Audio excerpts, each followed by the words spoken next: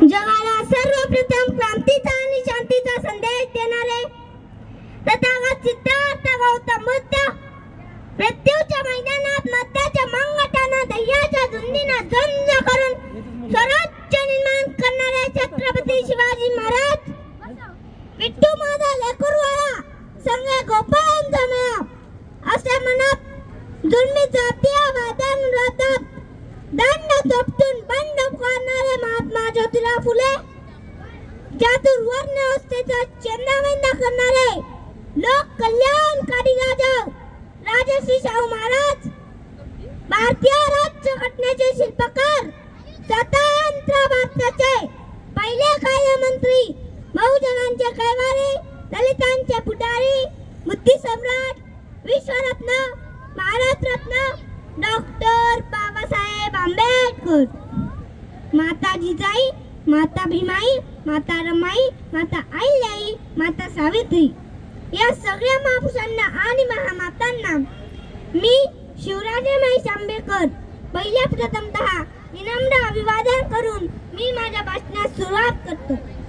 आजच्या कार्यक्रमाचे अध्यक्ष प्रमुख पाहुणे वंदनीय गुरुजन वर्ग आणि येथे जमलेल्या माझ्या बंधू भगिनींनो, कोणते आकाश हे तू आम्हा नेले कोठे, कोणते आकाश हे तू आम्हा नेले कोठे, तू दिलेले पंख हे पिंजरे गेले कोठे, तू दिलेले पंख हे पिंजरे गेले कोठे. या भराऱ्या आमच्या ही पाखरांची वंदना, या भराऱ्या आमच्या ही पाखरांची वंदना, भीमराया घे तुझ्या या लेकरांची वंदना, भीमराया घे तुझ्या या लेकरांची वंदना. मित्रांनो, ज्या वेळेस या भूमीमध्ये धर्माचा मुखवटा एक होऊ लागलेला होता, पाप पुण्याचं व्यापारीकरण सुरू झालेलं होतं, अनेक वर्षापासून चातुर्वर्ण व्यवस्थेखाली समाज पूर्णपणे दबलेला होता, 4 वर्णांमधून 4000 जाती निर्माण झालेल्या होत्या. सामान्य माणसांच्या अस्पृश्यांच्या अंगाला कोळ आलेले होते. त्यांना खायला भाकरी मिळत नव्हती, प्यायला पाणी येत नव्हते, चालायला रस्ता मिळत नव्हता. 1 रुपयाचं नाणं एका ताटाप्रमाणे वाटत होतं. म्हणजे इथल्या सामान्य माणसांची अशी परिस्थिती निर्माण झालेली असताना सामान्य माणसांच्या व्यथा, वेदना, अश्रू आणि सामान्य माणसांचा कोणत्या श्वास मोकळा करण्यासाठी एका महापुरुषानं जन्म घेतला. आणि त्या महापुरुषानं इथल्या व्यवस्थेच्या छाताड्यावरती पाय ठेवून हजारो वर्षापासून निर्माण झालेल्या विकारांच्या दऱ्या उजवत विचारांचे वटपक्ष निर्माण करण्याचं काम केलं. त्या विचारांचं नाव म्हणजे महामानव बुद्धिसम्राट विश्वरत्न भारतरत्न डॉक्टर बाबासाहेब आंबेडकर यांचा जन्म मध्य प्रदेशातील मऊ या गावी 14 एप्रिल 1891 साली वडील रामजी आंबेडकर व आई भीमाबाई आंबेडकर यांच्या पोटी झाला. त्यांचे नाव भीमा ठेवण्यात आले. हवा वेगाने नव्हती, हवेपेक्षाही त्यांचा वेग होता. हवा वेगाने नव्हती, हवेपेक्षाही त्यांचा वेग होता. अन्यायाविरुद्ध लढण्याचा त्यांचा इरादा नेक होता. अन्यायाविरुद्ध लढण्याचा त्यांचा इरादा नेक होता. असा रामजी बाबांचा लेख भीमराव आंबेडकर.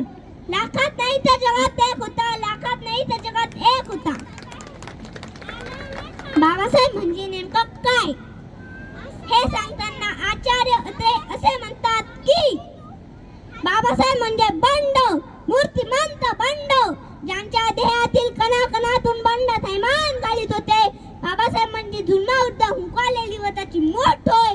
बाबासाहेब म्हणजे जातीभेदावर आणि विषमतेवर सोडलेले चक्र होय. बाबासाहेब म्हणजे धर्ममातंडाच्या वर्ण स्वतः होता फोडून त्यांची आतडी बाहेर करणारे वाघनखे होय.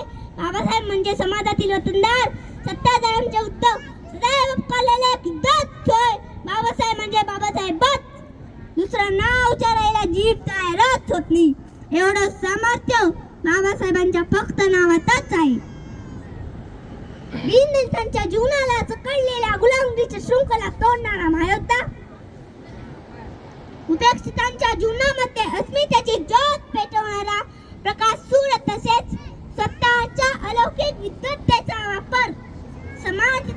करणारा पहिला महामानव भारतीय संविधानाचे जनक डॉक्टर बाबासाहेब आंबेडकर. दीनदलितांच्या उद्धाराकेले जीवाचे रान, भारतीय राज्यघटनेचे शिल्पकार ते, लिहिलं भारतीय संविधान, केला 14 तासाचा सत्याग्रह, मनुस्मृतीचे केले दहन. अशा या महामानवाला करतो मी नमन, अशा या महामानवाला करतो मी नमन.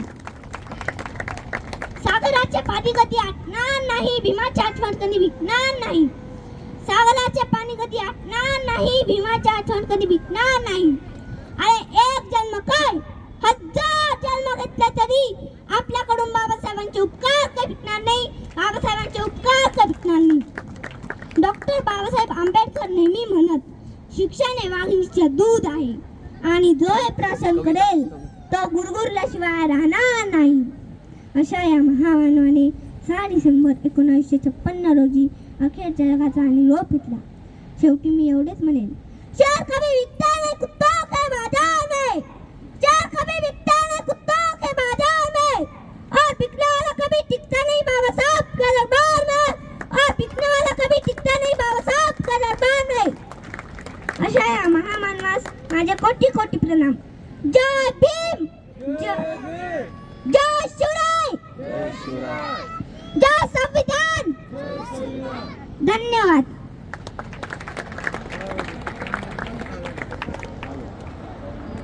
खूप छान.